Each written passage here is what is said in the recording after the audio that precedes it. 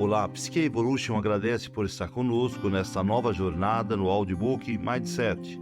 Vamos estar ouvindo o capítulo 5, seja bem-vindo, Negócios, Mindset e Liderança. Se inscreva em nosso canal se ainda não é inscrito, dê seu like, ative o sininho para receber novos conteúdos sobre qualidade de vida emocional e compartilhe esse vídeo, este audiobook. Nos ajudará muito ajudando o algoritmo do YouTube a divulgar o canal Psique Evolution, permitindo ajudar muito mais pessoas. Desejamos um ótimo audiobook para você. Capítulo 5. Negócios, Mindset e Liderança. A Enron e o Mindset do Talento. Em 2001, uma notícia sacudiu o mundo empresarial. A Enron, exemplo de firma de sucesso, a empresa do futuro, havia naufragado. O que aconteceu? Como uma promessa tão espetacular pôde se transformar em desastre monumental? Teria sido incompetência? Teria sido corrupção? Foi o Mindset.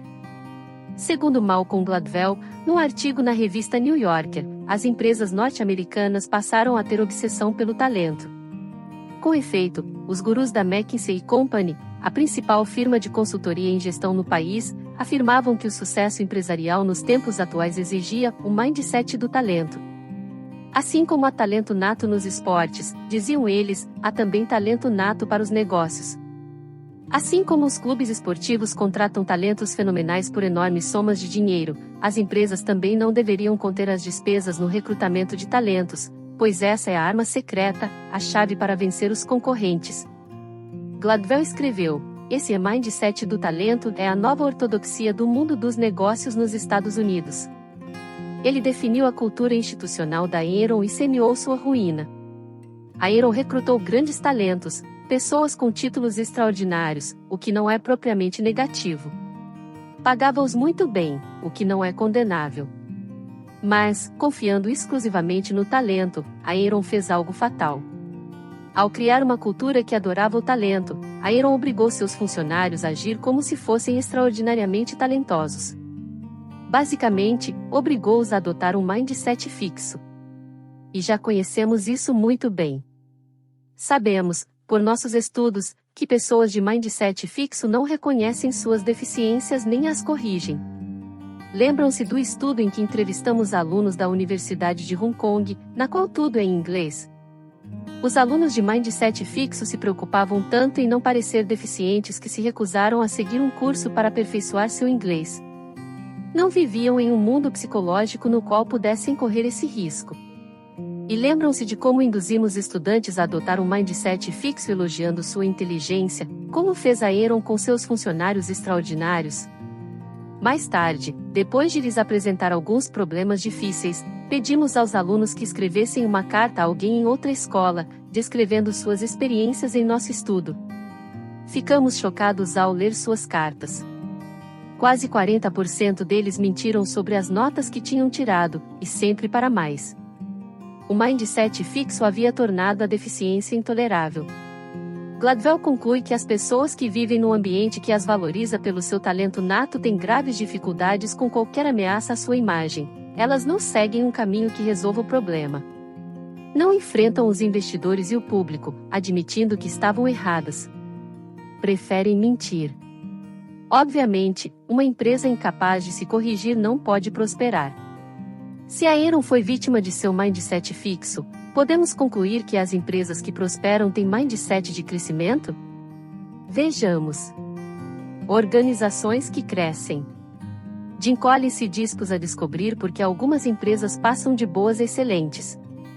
O que lhes terá permitido dar o salto para a grandeza, e assim permanecerem, enquanto outras empresas semelhantes continuaram simplesmente sendo boas? Para encontrar a resposta a essa pergunta, ele e sua equipe de pesquisa desenvolveram um estudo de 5 anos. Selecionaram 11 empresas cujos dividendos haviam aumentado extraordinariamente em relação a outras do mesmo ramo, e que mantiveram essa diferença durante pelo menos 15 anos. Compararam cada uma delas com outra do mesmo tipo de atividade que possuía recursos semelhantes, mas que não conseguirá dar o mesmo salto. Estudaram também um terceiro grupo de empresas, as que tinham passado de boas a excelentes, mas não se mantiveram no mesmo patamar. O que diferenciava as empresas progressistas das demais? Havia diversos fatores importantes, como relata Collins em seu livro Empresas Feitas para Vencer, mas um que era absolutamente crucial: o tipo de líder que em todos os casos havia levado a firma à excelência. Não eram os tipos carismáticos, místicos, que destilavam ego e talento autoproclamado. Eram pessoas discretas, que faziam perguntas constantemente e tinham coragem de enfrentar as respostas mais brutais, isto é, olhar de frente os fracassos, inclusive os próprios, sempre mantendo a fé no sucesso final. Isso parece familiar? Collins especula sobre os motivos pelos quais esses líderes possuíam tais qualidades específicas, porque essas qualidades se juntam daquela forma e como eles chegaram a adquiri-las. Mas nós sabemos. Eles tinham um mindset de crescimento. Acreditavam no desenvolvimento humano. Suas características são as seguintes. Não estão sempre tentando provar que são melhores do que os demais. Por exemplo, não consideram que a hierarquia correta comece com eles próprios no topo, não reivindicam crédito pelas contribuições de outras pessoas nem prejudicam os demais a fim de parecerem poderosos. Em vez disso, estão sempre tentando melhorar. Cercam-se das pessoas mais capazes que conseguem encontrar, enfrentam diretamente seus próprios erros e deficiências e procuram saber com franqueza quais as qualificações de que eles mesmos e suas empresas necessitarão no futuro. Por causa disso, podem progredir com uma confiança baseada em fatos e não como resultado de fantasias a respeito de seu talento. Collins relata que Alan Wurtzel, CEO da gigantesca cadeia de comércio de aparelhos eletrônicos Circuit City, organizou debates entre os membros da diretoria. Em vez de simplesmente procurar impressionar os diretores, utilizou-os para aprender. Juntando também os executivos, ele discutiu, questionou e investigou até obter, aos poucos, um panorama mais claro sobre o ponto em que se encontrava a empresa e para onde deveria ir. Eles costumavam me chamar de promotor público, porque eu me concentrava em uma pergunta, disse Wurtzel a Collins. Sabe, como um bulldog. Eu não desistia até entender. Por quê? Por quê? Por quê? Wurtzel se considerava um cavalo de arado, um trabalhador esforçado, um homem normal, mas assumiu uma empresa prestes a falir e durante os 15 anos seguintes transformou-a numa empresa que deu a seus acionistas maior rendimento total que qualquer outra firma da Bolsa de Nova York. Um estudo sobre mindset e decisões gerenciais. Robert Wood e Albert Bandura realizaram um estudo fascinante com alunos de graduação em administração de empresas, muitos dos quais possuíam experiência de gerência. No estudo, criaram gerentes tipo Aaron e tipo Wurtzel, colocando as pessoas em diferentes mindsets. Wood e Bandura deram a esses líderes empresariais em formação uma tarefa complexa de gerência, na qual eles tinham de dirigir uma organização simulada, uma empresa de móveis. Nessa tarefa computadorizada, tinham de colocar os funcionários nos lugares certos e motivá-los. A fim de descobrir a melhor forma de fazê-lo, era preciso rever constantemente suas decisões, baseando-se nas informações que recebiam sobre a produtividade da empresa. Os pesquisadores dividiram os alunos em 2 grupos. Um deles recebeu um mindset fixo. Disseram-lhes que a tarefa era destinada a medir suas capacidades básicas subjacentes. Quanto maior a capacidade, melhor o desempenho. O outro grupo recebeu um mindset de crescimento. Afirmaram-lhes que a capacidade gerencial se desenvolvia com a prática e que a tarefa lhes daria a oportunidade de cultivar suas aptidões. O encargo era difícil porque foram dados aos estudantes padrões elevados que teriam de satisfazer, e eles não conseguiram, especialmente nas primeiras tentativas. Assim como na Aaron, os do grupo de mindset fixo não aprenderam com seus erros. Mas os de mindset de crescimento continuaram a aprender. Sem se preocupar com a avaliação, ou com a proteção de suas capacidades fixas, encaravam diretamente seus erros, utilizavam as informações recebidas e alteravam suas estratégias quando necessário. Tornaram-se cada vez mais competentes para compreender como distribuir e motivar seus empregados, e a produtividade cresceu. Na verdade, terminaram muito mais produtivos do que os de mindset fixo. Mais do que isso, ao longo dessa tarefa bastante pesada conservaram uma saudável confiança. Funcionaram como Alan Wurtzel. Liderança e o mindset fixo. Ao contrário de Alan Wurtzel, os líderes das empresas usadas por Collins como comparação demonstraram claramente todos os sintomas do mindset fixo. Líderes que tinham mindset fixo, como em geral as demais pessoas com o mesmo tipo de mindset, vivem num mundo em que alguns são superiores e outros são inferiores. Precisam constantemente afirmar sua superioridade, e a empresa nada mais é do que uma plataforma para esse fim. Tipicamente, os líderes das empresas usadas como comparação se preocupavam com sua reputação de grandeza pessoal, tanto que com frequência preparavam a falência da firma quando seu tempo na direção terminava.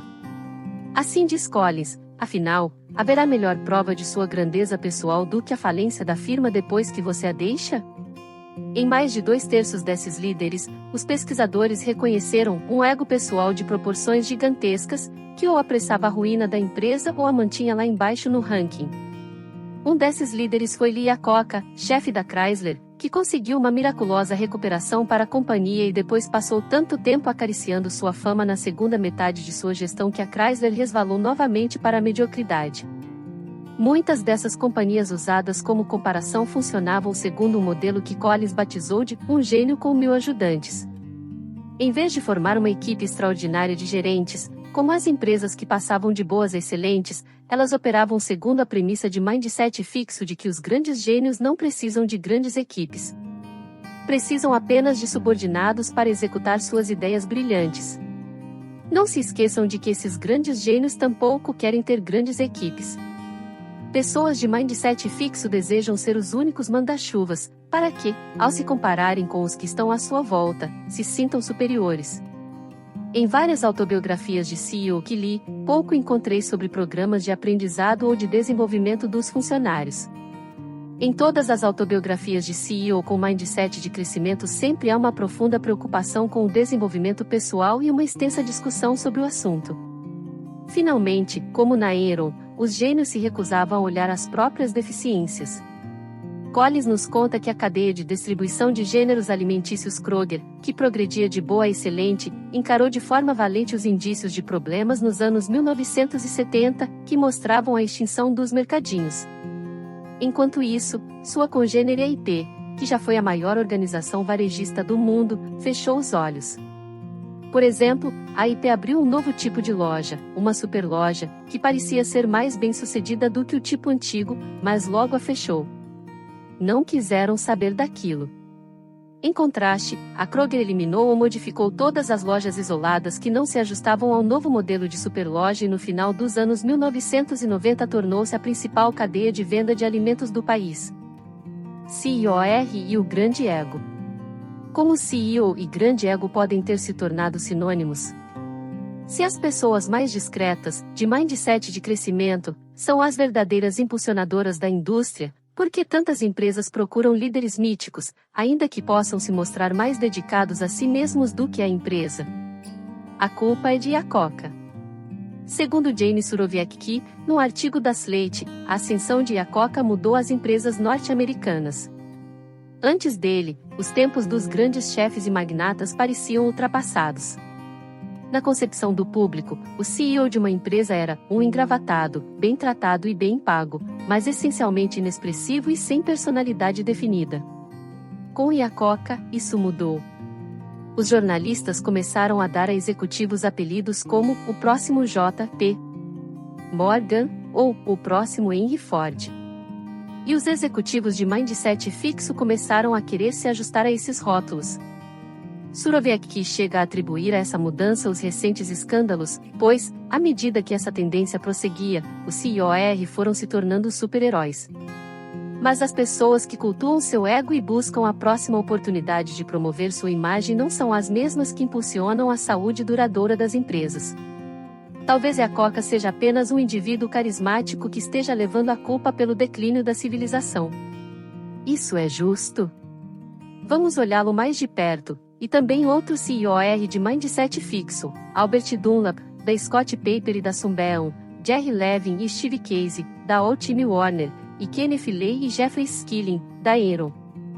Veremos que todos começam com a crença de que algumas pessoas são superiores, todos sentem a necessidade de provar e exibir a própria superioridade, todos utilizam seus subordinados para alimentar essa necessidade, em vez de promover o desenvolvimento dos funcionários, e todos acabam sacrificando suas empresas em função disso. O mindset fixo nos ajuda a compreender de onde vêm os egos gigantescos, como funcionam e por que acabam derrotando a si mesmos. Líderes de mindset fixo em ação. Iacocca, eu sou um herói. Warren Bennis, guru no tema da liderança, estudou os grandes líderes empresariais. Eles afirmaram que sua intenção não era serem líderes. Não estavam interessados em se provar. Simplesmente fizeram aquilo de que gostavam, com tremendo ímpeto e entusiasmo, e deu no que deu. Iacocca não era assim. Claro, amava a indústria automobilística, porém, mais do que isso, ansiava ser um manda-chuva na Ford. Queria a todo custo obter a aprovação de Henry Ford II, e adorava os aspectos régios de seu cargo. Essa era a medida pela qual ele se avaliava, as coisas que provariam que ele era alguém. Usei a palavra régios de propósito. Iacocca nos diz que a casa de vidro, como é conhecida a matriz da Ford, era um palácio, e Henry Ford era o rei. Mais do que isso, se Henry Ford era o rei, eu era o príncipe herdeiro. 12 Eu era o protegido especial de Sua Majestade. Todos nós tínhamos uma boa vida na corte real, participávamos de algo melhor do que a primeira classe, a classe real. Havia garçons vestidos de paletós brancos em serviço o dia inteiro, e almoçávamos juntos no restaurante dos executivos. Diariamente vinham de avião da Inglaterra filés de linguado. Iacocca realizou grandes coisas na Ford, como a concepção e promoção do modelo Mustang, e sonhava em suceder Henry Ford como CEO da empresa. Mas Ford tinha outros planos e, para a grande raiva e assombro de Iacocca, finalmente o obrigou a sair. É interessante notar que Iacocca ficou chocado e nutriu uma ira duradoura contra Henry Ford.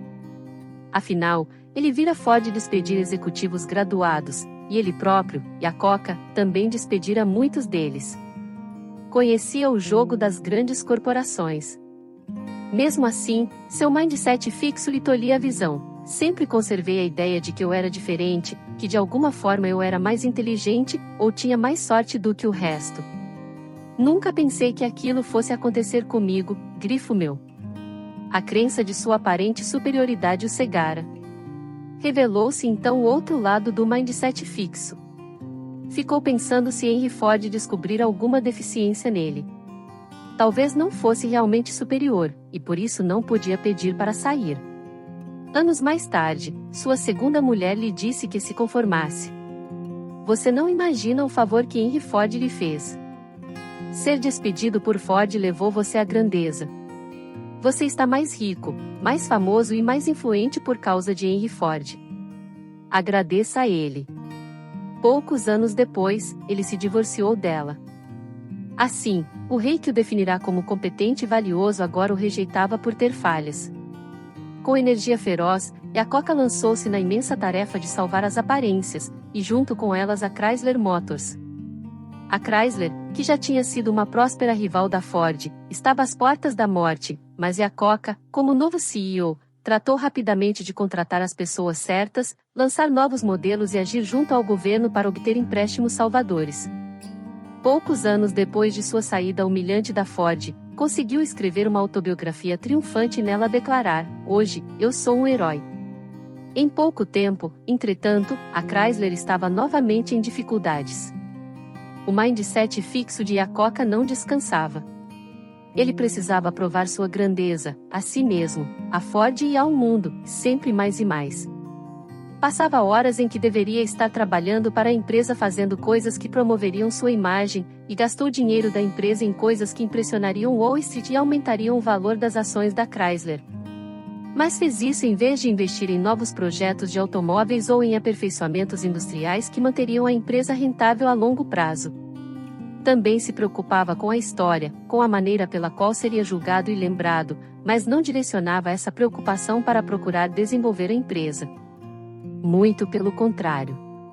Segundo um de seus biógrafos, preocupava-se com a possibilidade de que seus subordinados obtivessem crédito por novos projetos bem-sucedidos, e por isso hesitava em aprová-los. Quando a Chrysler começou a ter problemas, receou que seus subordinados fossem considerados os novos salvadores, e tratou de se livrar deles. Temia ser apagado da história da Chrysler e, por isso, aferrou-se desesperadamente ao cargo até muito tempo depois de já ter perdido a eficácia. Iacocca teve uma oportunidade de ouro para fazer diferença, deixar um importante legado. A indústria norte-americana de automóveis enfrentava o maior desafio de todos os tempos. Os carros japoneses importados conquistavam o mercado do país. Era simples, tinham melhor aparência e funcionavam melhor. Os funcionários de Iacocca haviam estudado detalhadamente a Honda e fizeram excelentes sugestões a ele. Mas, em vez de aceitar o desafio e produzir automóveis melhores, Iacocca, atolado em seu mindset fixo, respondia com críticas e desculpas. Passou à ofensiva, proferindo raivosos comentários contra os japoneses e exigindo que o governo norte-americano impusesse tarifas e cotas que os detivessem. Num editorial contra Iacocca, o New York Times advertiu: a solução está em fabricar carros melhores neste país, e não em justificativas coléricas contra o Japão. Iacocca tampouco se firmava como líder de seus operários. Na verdade, se encolhia, passando a ser o tirano isolado, mesquinho e punitivo que acusara Henry Ford de ser. Não apenas despedia os que o criticavam, mas pouco fazia para recompensar aqueles que tanto se sacrificaram para salvar a empresa. Mesmo quando estava obtendo lucros, não parecia ter muito interesse em compartilhá-los com eles. Os salários continuaram baixos, e as condições de trabalho, precárias. No entanto, quando a Chrysler entrou novamente em crise, ele manteve seu estilo opulento de vida. Gastou $2 milhões para reformar a suíte da empresa no Waldorf, em Nova York. Finalmente, enquanto ainda havia tempo para salvar a Chrysler, a diretoria encontrou uma forma de facilitar sua saída. Deram-lhe uma vultosa aposentadoria, encheram-no de opções para a compra de ações e mantiveram muitos de seus privilégios de executivo. Mas ele ficou fora de si de tanta raiva, em especial porque seu sucessor aparentemente geria bem a companhia. Assim, procurando recuperar o trono, juntou-se a uma tentativa hostil de apropriação, que punha em risco o futuro da Chrysler. Não deu certo. Mas confirmou-se a suspeita de que ele colocava seu ego à frente do bem-estar da empresa. Iacocca vivia no mindset fixo. Embora tivesse começado amando a indústria automobilística e tendo ideias originais, a necessidade de provar sua superioridade passou a dominar seu prazer e sua criatividade, acabando por anulá-los. À medida que o tempo passava, e ele reagia cada vez menos aos desafios apresentados pelos competidores, recorreu às armas principais do mindset fixo: culpar os outros, encontrar justificativas e afastar críticos e rivais.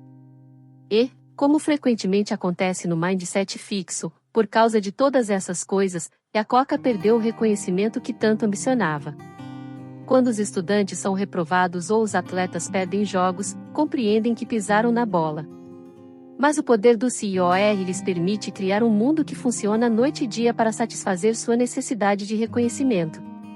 Permite que se cerquem unicamente das boas notícias sobre seu desempenho e sobre o sucesso da empresa, sem se importarem com os sinais de perigo. Isso, como sabemos, é a doença do CEO e um dos riscos do mindset fixo. Andei pensando ultimamente se Iacocca se recuperou da doença do CEO. Ele está arrecadando dinheiro, e dando muito do seu, para pesquisas pioneiras sobre diabetes. Trabalha no desenvolvimento de veículos que respeitem o meio ambiente. É possível que, livre da tarefa de procurar se afirmar, agora esteja interessado nas coisas a que realmente dá valor. Albert Dunlap: sou um superastro. Albert Dunlap salvou empresas moribundas, embora eu não esteja certa de que salvar seja a palavra mais adequada. Ele não as preparou para prosperar no futuro. Ergueu-as a um ponto em que podia vendê-las com lucro, despedindo, por exemplo, milhares de trabalhadores. E realmente ganhou dinheiro. Conseguiu $100 milhões ao reformar e vender a Scott Paper. 100 milhões por pouco mais de 1 ano e meio de trabalho. Se eu mereci isso? É claro que sim. Sou um superastro em meu campo de atividade, assim como Michael Jordan no basquete e Bruce Springsteen no rock and roll. Iacocca ainda falava em dar importância ao trabalho de equipe, ao papel dos pequenos funcionários e outras coisas boas. Albert Dunlap nem sequer fingia: se você é um homem de negócios, está nisso com um único objetivo: ganhar dinheiro. Ele conta com orgulho um incidente ocorrido numa reunião com funcionários da Scott Paper. Uma mulher se levantou e perguntou: agora que a empresa está se recuperando, podemos voltar a fazer doações? Ele respondeu: se você quiser dar do seu bolso, é problema seu e eu a incentivo a fazê-lo. Mas esta empresa existe para ganhar dinheiro. A resposta, em uma palavra, é não. Não estou aqui para dizer que o mundo dos negócios não trata de dinheiro, mas, mesmo assim, quero perguntar: por que Dunlap se preocupava tanto com ele? Deixemos que ele responda. Progredir no mundo se tornou para mim uma questão de amor próprio, como uma criança que procura provar que vale alguma coisa. Até hoje, continuo a achar que tenho de me provar e voltar a me provar. E se ele precisa pôr-se à prova, precisa de uma medida. A satisfação dos empregados, a responsabilidade comunitária e as contribuições para a caridade não são boas medidas. Não podem ser reduzidas a um número que represente o valor que ele atribui a si mesmo. Mas os lucros dos acionistas podem. Em suas próprias palavras, o termo mais ridículo que se ouve hoje em dia nas reuniões de diretoria é stakeholders. A palavra se refere aos empregados, à comunidade e a outras firmas, como fornecedores, com as quais uma empresa trata. Não se pode medir o sucesso por meio do interesse de um grande grupo de pessoas que de algum modo dependem da empresa. Mas pode-se medir o sucesso por meio da forma pela qual esse grupo progride. O percurso de longa distância não despertava o interesse de Dunlap. A tarefa de realmente aprender tudo a respeito de uma empresa e encontrar modos de fazê-la crescer não lhe dava a sensação de ser um super-herói. Eu acabava ficando entediado em todos os lugares onde estivesse. Em seu livro, há um capítulo inteiro intitulado Como Impressionar os Analistas, mas não há nenhum que diga como se faz uma empresa funcionar. Em outras palavras, tudo se resume a Dunlap dando provas de sua genialidade. Em 1996, Dunlap assumiu o controle da Sunbeam. Em seu típico estilo pau, o motosserra, ele fechou ou vendeu 2/3 das fábricas da Sunbeam e despediu metade dos 12.000 funcionários. Ironicamente, as ações da Sunbeam subiram tanto que isso acabou com seu plano de vender a empresa. Era cara demais para ser comprada. Agora ele tinha de administrar a firma. Agora tinha de fazer com que fosse rentável, ou pelo menos que parecesse rentável. Mas, em vez de consultar sua equipe ou descobrir o que era possível fazer, ele inflou as receitas, despediu os que o questionavam e ocultou a situação cada vez mais difícil da empresa. Menos de 2 anos depois do estrelato autoproclamado em seu livro, e 1 ano após uma revisão ainda mais autoelogiosa, Dunlap não resistiu e foi demitido. Quando saiu, a Sunbeam estava sendo investigada pela Comissão de Títulos e Valores e se esperava uma declaração de inadimplência técnica de um empréstimo bancário de 1,7 bilhão de dólares. Dunlap nada entendeu sobre Michael Jordan e Bruce Springsteen. Esses superastros chegaram ao topo e lá permaneceram por muito tempo porque estavam sempre se autoanalisando, enfrentavam os desafios e continuavam a crescer. Ao Dunlap se achava inerentemente superior, e por isso preferiu não aprender o que poderia tê-lo ajudado a ter sucesso. Os mais inteligentes da sala. Sim, parece que a história rumou inevitavelmente de Iacocca aos magnatas da década de 1990, e ninguém exemplifica isso melhor do que Kenneth Lay e Jeffrey Skilling, os chefões da Enron. Ken Lay, fundador da empresa, chairman e CEO, considerava-se um grande visionário. 30 segundo Beta MC Lee e Peter Elkin, autores de Desartestes Masmagais in the Room, os mais inteligentes da sala. Lay desprezava as pessoas que faziam a empresa funcionar. Tratava com desdém Rich Kinder, presidente da Enron, que arregaçava as mangas e tentava fazer com que a empresa atingisse suas metas. Kinder era quem tornava possível o estilo de vida principesco de Lay. Era também o único nas altas esferas da firma que constantemente perguntava se estavam enganando a si mesmos: estaremos fumando nossa própria maconha? Estaremos bebendo nosso próprio uísque? Naturalmente, seus dias estavam contados. Mas, à sua maneira sensata e astuta, ao partir, ele conseguiu comprar o único ativo da Enron que tinha valor intrínseco, os dutos de energia, que a empresa via com desprezo. Na metade de 2003, a empresa de Kinder tinha um valor de mercado de 7 bilhões de dólares. Embora estivesse concentrado na visão que tinha de si mesmo e na maneira opulenta pela qual queria sustentá-la, Lee desejava ser considerado um homem bom e reflexivo, com uma doutrina de respeito e integridade. 32 Mesmo quando Aaron alegremente consumia a vida de suas vítimas, ele escreveu para sua equipe: a rudeza, a insensibilidade e a arrogância não têm lugar aqui. Trabalhamos com clientes e possíveis clientes de maneira aberta, honesta e sincera. Assim como com Iacocca e outros, a percepção, em geral, a percepção de Wall Street, era absolutamente importante. A realidade, nem tanto. Junto a Lee estava Jeff Skilling, sucessor de Rich Kinder como presidente e chefe de operações e, mais tarde, CEO. Skilling não era apenas inteligente, dele se dizia ser a pessoa mais inteligente que já conheci, de um brilho incandescente. No entanto, utilizava a capacidade mental não para aprender, mas para intimidar. Quando se achava mais inteligente do que os outros, o que acontecia quase sempre, tratava-os rudemente. Qualquer pessoa que discordasse dele simplesmente não era suficientemente inteligente para sacar. Um co-CEO, com excelente habilidade gerencial, foi chamado certa vez para ajudá-lo, numa época difícil da vida de Skilling, mas este o tratou com desprezo. Ron não o sacou. Quando analistas financeiros ou corretores de Wall Street procuraram pressionar Skilling para que fosse além de suas explicações ligeiras, ele os tratou como se fossem burros. Bem, isso é tão evidente. Como é que vocês não entendem? Na maioria das vezes, os homens de Wall Street, sempre preocupados com seus próprios intelectos, fingiam compreender. Na qualidade de gênio da empresa, Skilling tinha confiança absoluta em suas ideias. Considerava-as tão boas que achava que Aaron deveria proclamar lucros tão logo ele ou seus auxiliares tivessem as ideias que deveriam gerar esses lucros. Essa é uma extensão radical do mindset fixo. Meu gênio não apenas me define e me legitima. Também define e legitima a empresa. É isso que cria valor.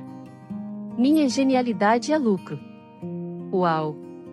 Na verdade, foi assim que Aaron passou a funcionar. Como relatam MC Lin e Elkin, Aaron registrou milhões de dólares de lucro em certo negócio, antes que este tivesse gerado um níquel sequer de receita. 35 Claro que, depois do ato de criação, ninguém se preocupava com o acompanhamento. Isso não era tarefa digna deles. Por isso, com bastante frequência o lucro não acontecia. Se gênio e lucros eram a mesma coisa, não importava que às vezes executivos da Aaron desperdiçassem milhões de dólares competindo uns com os outros. Como disse Amanda Martin, executiva da Aaron, dar uma lição em um dos colegas era sinal de criatividade e grandeza. 36. Skilling não apenas se considerava mais inteligente do que qualquer outra pessoa, mas também achava que tinha mais sorte, como Iacocca. Segundo pessoas que o conheciam bem, achava-se capaz de derrotar as probabilidades. Por que se sentiria vulnerável? Nunca havia nada errado. Skilling ainda não admite que tenha ocorrido algo errado. O mundo simplesmente não sacou. Colisão de dois gênios. Os gênios da casa também quase derrubaram a AOL e a Time Warner. 37 Steve Casey, da AOL, e Jerry Levin, da Time Warner, eram dois CEOs de mindset fixo que fundiram suas empresas. Consegue adivinhar o que aconteceu? Casey e Levin tinham muita coisa em comum. Ambos cultivavam uma aura de suprema inteligência. Ambos procuravam intimidar as pessoas com seu brilho. E todos sabiam que ambos costumavam reivindicar o que não mereciam. Como gênios da casa, nenhum deles queria ouvir reclamações, e ambos se dispunham a despedir quem não jogasse em equipe, isto é, quem não preservasse a fachada que haviam construído. Quando a fusão efetivamente ocorreu, a AOL tinha tantas dívidas que a outra empresa se viu às portas da falência. Você poderia pensar que os dois CEOs trabalhariam em conjunto, unindo esforços para salvar a empresa que haviam criado. Mas, ao contrário, cada qual tratou de aumentar seu poder pessoal. Levin foi o primeiro a cair, mas Casey continuava a não tentar fazer com que as coisas dessem certo. Com efeito, quando o substituto de Levin, Richard Parsons, mandou alguém cuidar de reerguer a AOL, Casey se opôs veementemente. Quem recuperasse a AOL ficaria com o mérito.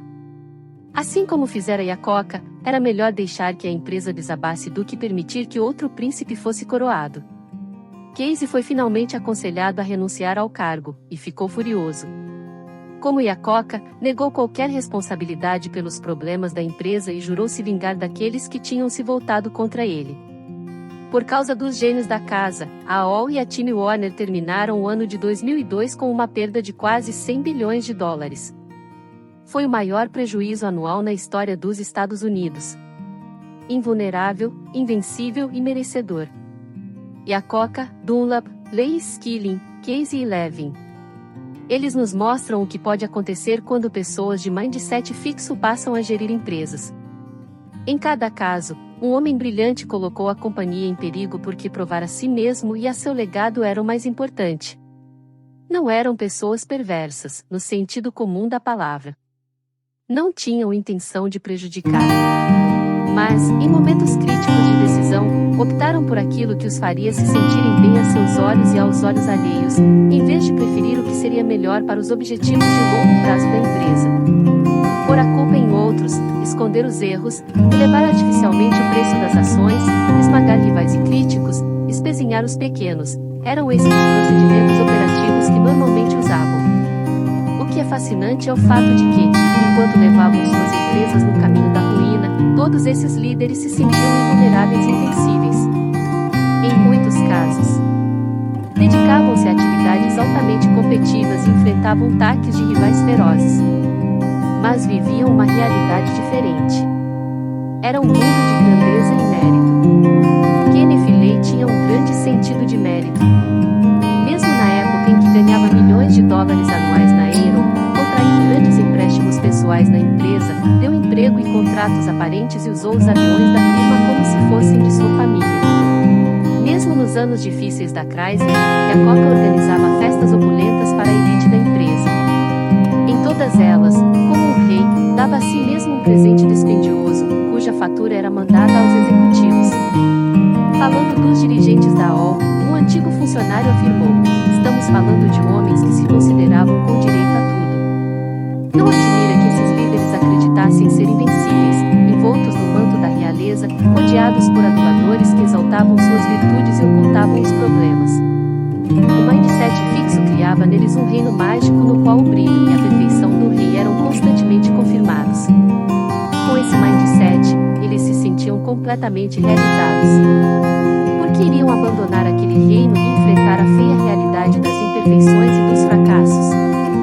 Como diz Gordon M. Cole, em seu livro High Flyers Voando Alto, infelizmente, muitas vezes as pessoas gostam das coisas que prejudicam seu crescimento. As pessoas gostam de utilizar suas qualidades para obter resultados rápidos e espetaculares, ainda que não estejam desenvolvendo as aptidões de que mais tarde necessitarão. Preferem acreditar que possuem as boas qualidades que todos afirmam, e não levar a sério, tanto quanto deveriam, suas deficiências. Não gostam de ouvir más notícias nem de receber críticas. Há um tremendo risco em abandonar uma coisa que somos capazes de fazer bem para tentar dominar algo novo. E o mindset fixo faz com que isso pareça ainda mais arriscado. Chefes cruéis. MC Cole prossegue dizendo que, quando líderes se sentem inerentemente melhores do que os demais, podem começar a acreditar que é possível ignorar as necessidades e os sentimentos dos outros. Nenhum dos chefes de mindset fixo que examinamos tinha grande preocupação com as pessoas comuns, e muitos decididamente menosprezavam aqueles que se encontravam abaixo deles na hierarquia das empresas. Aonde isso leva? Sob o pretexto de manter os funcionários na linha, esses chefes são capazes de maltratá-los. Iacocca fazia brincadeiras cruéis com seus executivos, a fim de fazê-los perder o prumo. Os colegas de Jerry Levin, da Time Warner, o equiparavam ao brutal imperador romano Calígula. Skilling era conhecido por ridicularizar rudemente os menos inteligentes do que ele. Harvey Ornein, especialista em liderança corporativa, escreve em seu livro Brutal Bosses e Chefes Cruéis que esse tipo de abuso representa o desejo dos chefes de realçar sua própria sensação de poder, competência e valor, à custa dos subordinados. Lembram-se de que verificamos em nossos estudos como as pessoas de mindset fixo procuram comparar-se com pessoas em pior situação do que elas? O princípio é o mesmo, mas há uma diferença importante: esses chefes têm o poder de colocar as pessoas em situação pior. E, quando o fazem, sentem-se melhor consigo mesmos. Ornein descreve Paul Casaria, antigo CEO da Sunbeam Wost.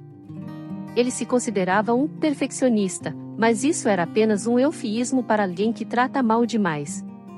Quando se irritava com os subordinados, lhes atirava objetos. Um dia, por haver desagradado Casaria, o auditor virou alvo de um jarro de suco de laranja. Às vezes, as vítimas são pessoas que os chefes consideram menos talentosas. Isso pode alimentar seu senso de superioridade. Mas, frequentemente, as vítimas são os mais competentes, porque são os que representam a maior ameaça a um chefe de mindset fixo. Um engenheiro de uma grande construtora de aviões entrevistado por Ornein se referiu assim a seu chefe: seus alvos eram geralmente aqueles entre nós que éramos mais competentes. Quer dizer, se alguém realmente se preocupa com nosso desempenho, não vai atormentar os que estão trabalhando melhor. Mas é o que fazem aqueles que na verdade se preocupam com a própria competência. Quando os chefes humilham os demais, há uma mudança no ambiente. Tudo começa a girar em torno da satisfação do chefe.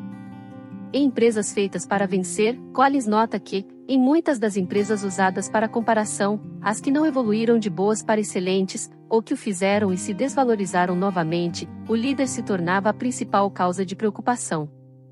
No momento em que um líder faz com que ele próprio se torne a principal realidade com que se importam as pessoas, em vez de fazer com que a principal realidade seja a própria realidade, temos uma receita para a mediocridade, ou coisa pior. Nas décadas de 1960 e 1970, o banco Chase Manhattan era presidido por David Rockefeller, um líder excessivamente controlador. Segundo Collins e Porras, no livro Feitas para Durar, seus gerentes viviam diariamente assustados com a perspectiva de sua desaprovação. Ao fim de cada dia, suspiravam de alívio: que bom! Mais um dia se passou e não estou em apuros. Mesmo muito depois de seu auge, os principais gerentes hesitavam em apresentar uma ideia nova porque talvez David não goste. Collins e Porras relatam que Ray McDonald, da Burroughs, ridicularizava publicamente os gerentes pelos erros que cometessem, a ponto de inibir as inovações. Indústria de computação, a empresa acabou ficando ultrapassada. O mesmo aconteceu com a Texas Instruments, outra empresa líder nesses animadores estágios iniciais da indústria de computação. Quando não gostavam de uma apresentação, Mark Shepard e Fred Busse davam gritos, batiam na mesa, insultavam o apresentador e atiravam objetos. Não admira que seus funcionários perdessem o espírito empreendedor. Quando os chefes se tornam controladores e abusivos, colocam todos no mindset fixo. Isso significa que, em vez de aprender, crescer e levar a empresa adiante, todos passam a se preocupar com o fato de estarem sendo julgados. O processo começa com o medo do chefe de ser julgado e acaba se transformando no medo que todos passam a sentir de serem avaliados. Dificilmente a coragem e a inovação sobrevivem ao mindset fixo de uma empresa. Líderes de mindset de crescimento em ação. Andrew Carnegie disse certa vez: desejo ter como epitáfio: aqui jaz um homem que teve a sabedoria de trazer para seu serviço gente que sabia mais do que ele. Bem, vamos abrir a janela e deixar entrar um pouco de ar. O mindset fixo é muito opressivo. Mesmo quando esses líderes estão correndo pelo globo em recepções com figurões internacionais, seu mundo sempre parece pequeno e contido, porque suas mentalidades estão sempre concentradas em uma coisa: reconheçam-me. Quando entramos no mundo dos líderes de mindset de crescimento, tudo muda. Ilumina-se, expande-se, enche-se de energia, de possibilidades. Você pode pensar: ora, isso parece divertido. Nunca me passou pela cabeça dirigir uma empresa, mas, quando fiquei sabendo o que esses líderes tinham feito, pareceu-me a coisa mais excitante do mundo. Selecionei 3 dentre eles para examinar, em contraste com os de mindset fixo. escolhi Jack Welch, da General Electric, porque é uma figura mítica, com um ego que ele controla. Não se trata de uma pessoa direta, mas naturalmente discreta, que pensa no crescimento. Também escolhi Lou Gerstner, o homem que veio salvar a IBM, e Annie Mulcahy, a mulher que fez a Xerox reviver, como figuras contrastantes com relação a Alfred Dunlap, também especialista em recuperação. Jack Welch, Lou Gerstner e Annie Mulcahy são também fascinantes por haverem transformado suas empresas. Conseguiram isso eliminando o mindset fixo e elegendo em seu lugar uma cultura de crescimento e trabalho de equipe. Ver Gerstner e a IBM é como observar a Enron transformada na meca do mindset de crescimento. Como eram líderes que possuíam mentalidade de crescimento, começaram pela crença no potencial e no desenvolvimento humanos, tanto nos deles próprios quanto nos de outras pessoas. Em vez de usar a firma como veículo para a própria grandeza, usaram-na como máquina de crescimento, para si mesmos, os empregados e a empresa como um todo. Warren Bennis disse que muitos chefes são entusiasmados e entusiasmantes, mas não avançam para lugar algum. Essas pessoas, não falam como nobres. Falam em trajetos. Trajetos inclusivos, cheios de aprendizado e de satisfação. Jack, ouvir, dar crédito e instruir. Quando Jack Welch assumiu a GE em 1980, a empresa estava avaliada em 14 bilhões de dólares. 20 anos depois, Wall Street estimou-a em 490 bilhões. Era a empresa mais valiosa do mundo. A revista Fortune considerou Welch o mais universalmente admirado, estudado e imitado entre os CEOs de seu tempo. É impossível calcular seu impacto econômico total, mas deve ser um impressionante múltiplo de seu desempenho na GE. Para mim, o mais impressionante foi um artigo na página de opinião do New York Times de autoria de Steve Bennett, CEO da Intuit. Aprendi a instruir os funcionários quando estive na General Electric com Jack Welch. Ele se dirigia diretamente ao funcionário que estivesse na linha de frente a fim de saber o que estava acontecendo. Em certo momento, no início da década de 1990, eu vi em uma fábrica de refrigeradores em Louisville. Ele foi diretamente à linha de montagem para ouvir o que eles tinham a dizer. Converso frequentemente com os empregados da linha de frente. Aprendi isso com Jack. Essa citação é eloquente. Jack era evidentemente um homem ocupado. Um homem importante. Mas não dirigia a empresa como fazia a Coca, a partir da luxuosa sede, onde seus contatos mais frequentes eram com os garçons de luvas brancas. Welch nunca deixou de visitar as fábricas e ouvir os trabalhadores. Estes eram pessoas que ele respeitava, com as quais aprendia e que, em troca, ele instruía. Há também a ênfase no trabalho em equipe, e não no régio eu. Na sua biografia percebe-se desde o início, já na dedicatória e na nota do autor, que alguma coisa nele é diferente.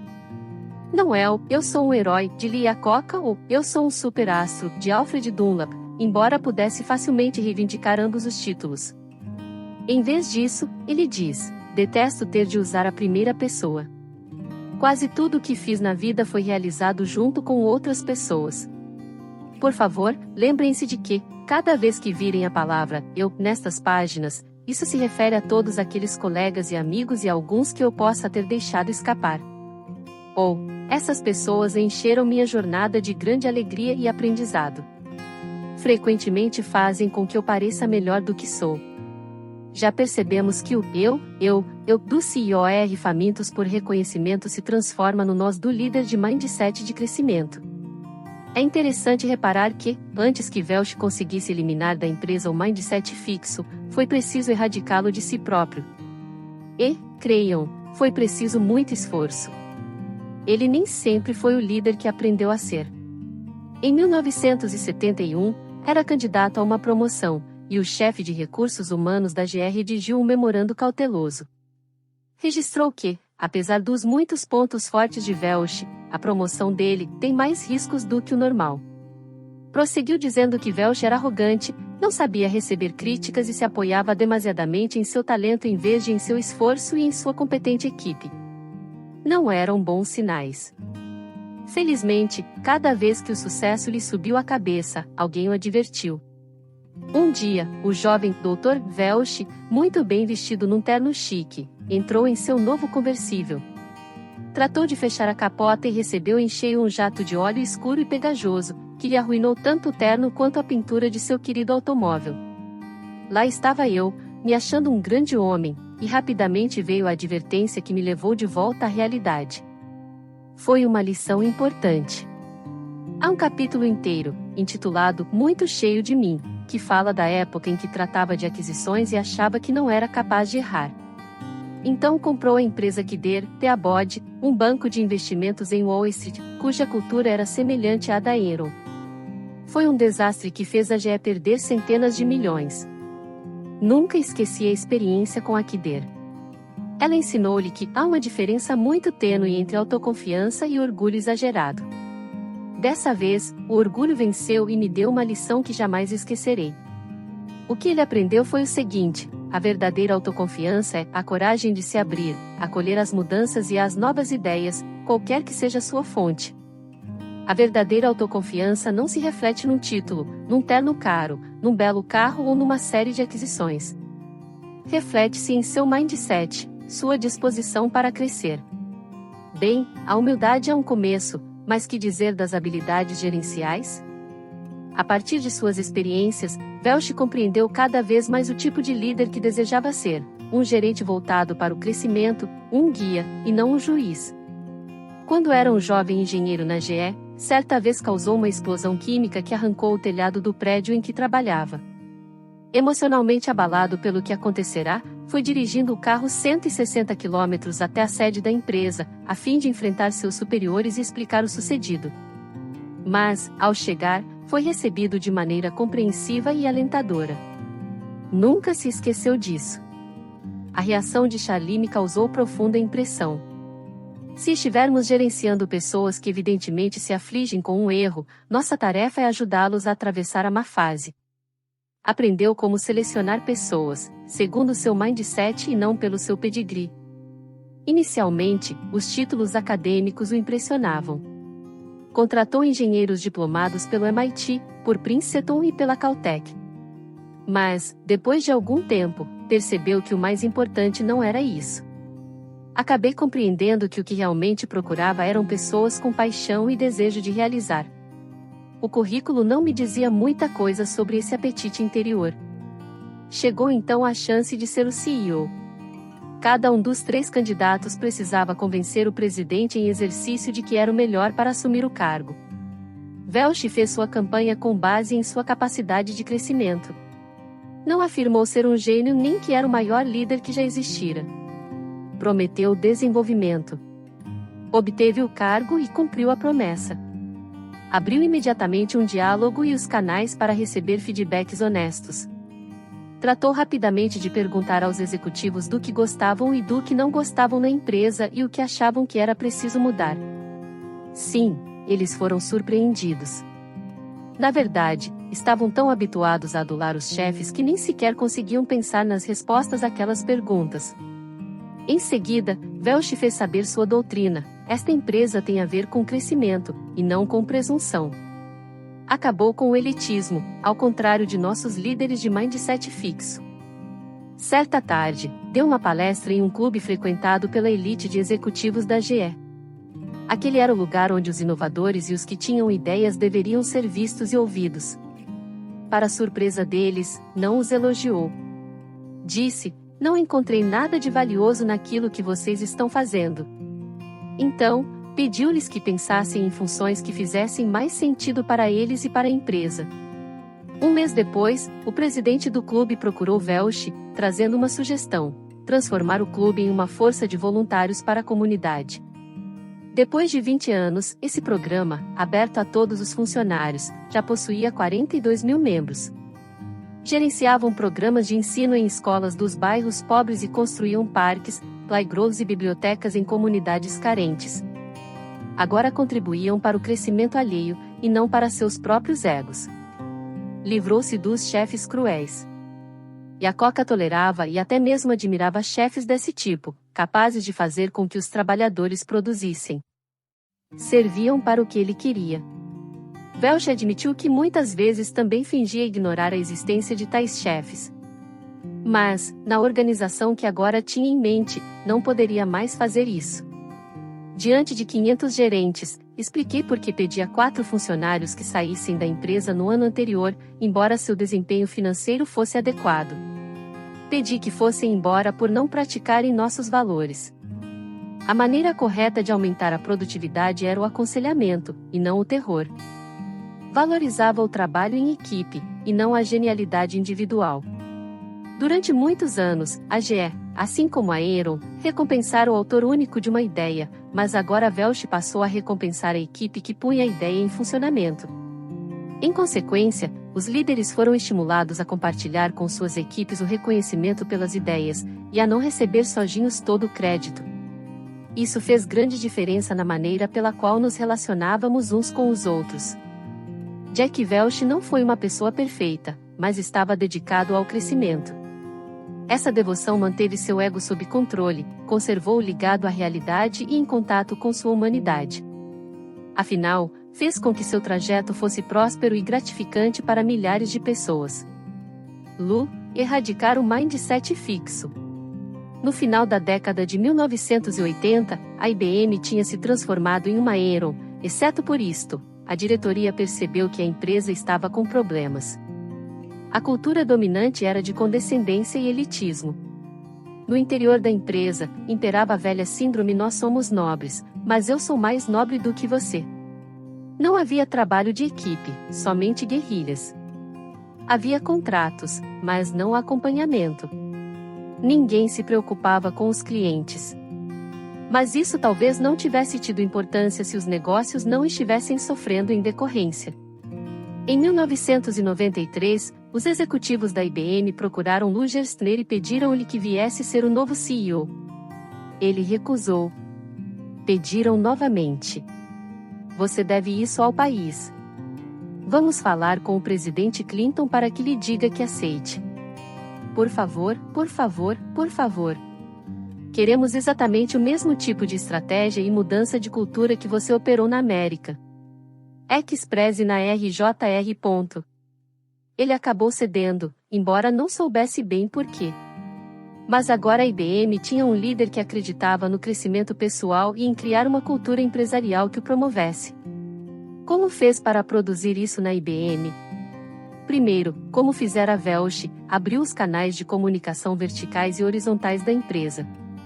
6 dias depois de chegar, mandou um memorando a cada empregado da IBM, dizendo: durante os próximos meses, pretendo visitar todas as seções e escritórios que eu puder. E, sempre que possível, quero conhecer muitos de vocês para ver como podemos, juntos, fortalecer a empresa. Dedicou a ele seu livro. Este livro é dedicado aos milhares de funcionários da IBM que nunca abandonaram sua empresa, seus colegas e a si mesmos. São eles os verdadeiros heróis da reinvenção da IBM. Atacou o elitismo, como fizera Welch. À semelhança da Enron, toda a cultura se resumia na busca de status pessoal dentro da firma. Gerstner dissolveu a comissão de gerência, o mais elevado núcleo de poder dos executivos da IBM, e frequentemente procurou competência fora dos altos escalões. No mindset de crescimento, não é apenas um grupo selecionado que tem algo a oferecer. A hierarquia significa muito pouco para mim.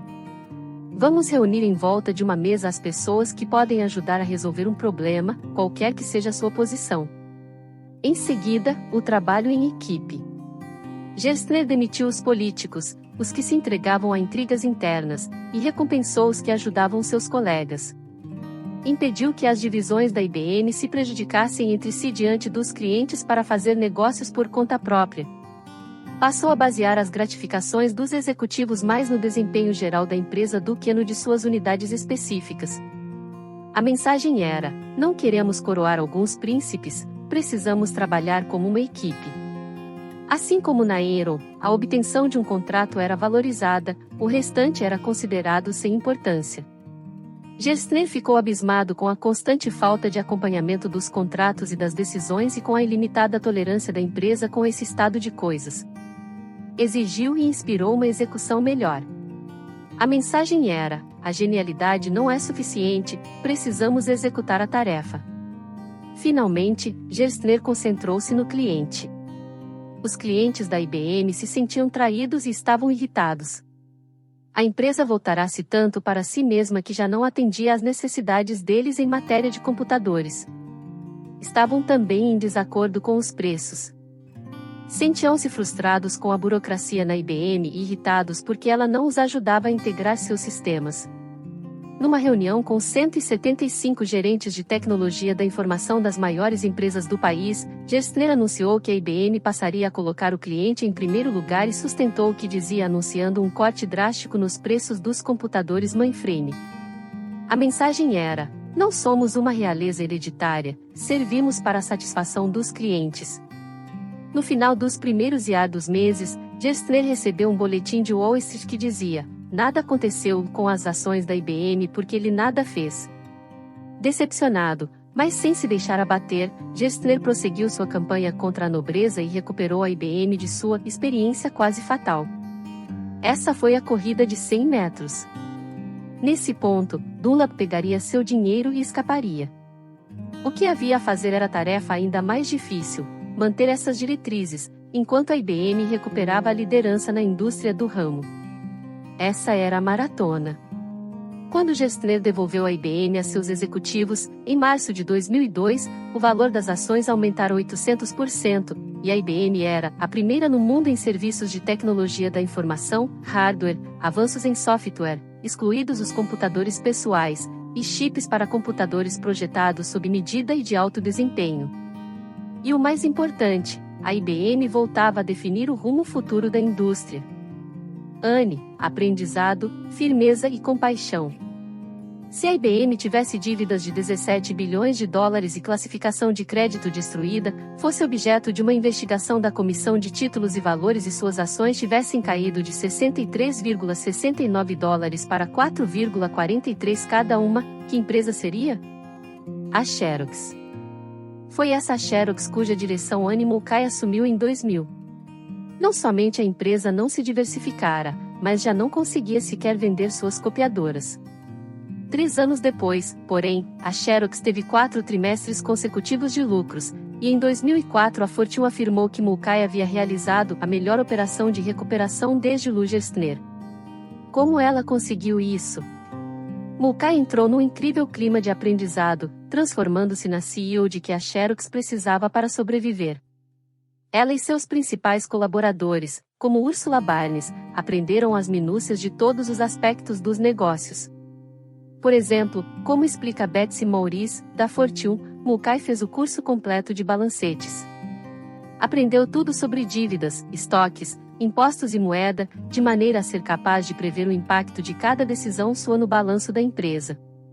Todos os fins de semana, ela levava para casa volumosos fichários e os estudava como se fosse fazer uma prova final na segunda-feira. Quando assumiu o comando, os funcionários das unidades da Xerox não conseguiam lhe dar respostas simples sobre o que tinham, o que vendiam ou quais eram suas funções. Ela se tornou a CEO que sabia todas essas respostas, ou onde ir buscá-las. Ela era rigorosa. Dizia a todos a verdade nua e crua que precisavam conhecer, como, por exemplo, que o modelo de negócios da Xerox não era viável ou que a empresa estava prestes a ficar sem recursos financeiros. Cortou em 30% o número de empregados, mas não era a motosserra. Em vez disso, aguentou o impacto emocional de suas decisões, caminhando pelos corredores, conversando com os funcionários e dizendo-lhes: "Sinto muito." Era firme, mas compassiva. Com efeito, acordava no meio da noite preocupada com o que aconteceria aos empregados restantes e aos aposentados, caso a empresa falisse. Preocupava-se constantemente com o moral e o desenvolvimento de seus funcionários, tanto que, mesmo com os cortes, se recusou a sacrificar as partes maravilhosas e originais da cultura da Xerox. A Xerox era conhecida em toda a indústria do ramo como a empresa que dava festas de aposentadoria e patrocinava reuniões de aposentados. Como os funcionários lutavam ombro a ombro com ela, Mulcahy recusou-se a abolir os aumentos de salários, num gesto destinado a elevar o moral, permitia que faltassem ao trabalho no dia do aniversário. Queria salvar tanto o corpo quanto o espírito da Xerox, não para si própria ou para seu ego, mas para todos os que se esforçavam ao máximo em favor da empresa. Depois de trabalhar arduamente durante 2 anos, Mulcahy viu sua foto na revista Time junto às dos famosos dirigentes da Tico e da Orcom, responsáveis por 2 dos maiores desastres de gerência empresarial de nosso tempo. No entanto, 1 ano depois, ela percebeu que sua dedicação finalmente estava dando resultados, quando um dos membros da diretoria, e CEO da Procter & Gamble, lhe disse: "Nunca imaginei que voltaria a me orgulhar de ter meu nome ligado a esta empresa." Eu estava enganado. Mulcahy estava vencendo a corrida de 100 metros. Agora vinha a maratona. Poderia a Xerox ganhá-la também? Talvez tivesse descansado sobre os louros por muito tempo, resistindo à mudança e perdendo várias oportunidades. Ou talvez o mindset de crescimento, a missão de Mulcahy de transformar a si mesma e a empresa, pudesse salvar mais uma instituição norte-americana. Jack, Lou e Anne, 3 líderes confiantes no crescimento, repletos de paixão, acreditando que a liderança é feita de crescimento e paixão, e não de brilho. Ao final de tudo, os líderes de mindset fixo estavam cheios de amargura, mas os de mindset de crescimento estavam repletos de gratidão. Olhavam agradecidos para seus funcionários, que haviam tornado possível sua fantástica trajetória. Consideravam-nos seus verdadeiros heróis. CEO é sinônimo de sexo masculino? Quando vemos os livros escritos pelo CEOR, ou a respeito deles, achamos que isso é verdade. Os líderes de bom a excelente retratados por Jim Collins, e seus líderes não tão competentes, usados como comparação, eram todos homens. Talvez isso seja porque os homens têm estado no topo há mais tempo. Há alguns anos, seria difícil pensar em mulheres no cargo mais elevado de uma grande empresa. Com efeito, muitas das mulheres que dirigiram grandes empresas tiveram de criá-las, como Mary Kay Ash, magnata de cosméticos, Martha Stewart ou Oprah Winfrey. Ou então herdá-las, como Katharine Graham, ex-diretora do jornal Washington Post. As coisas estão começando a mudar. As mulheres hoje em dia detêm mais posições importantes nas grandes empresas.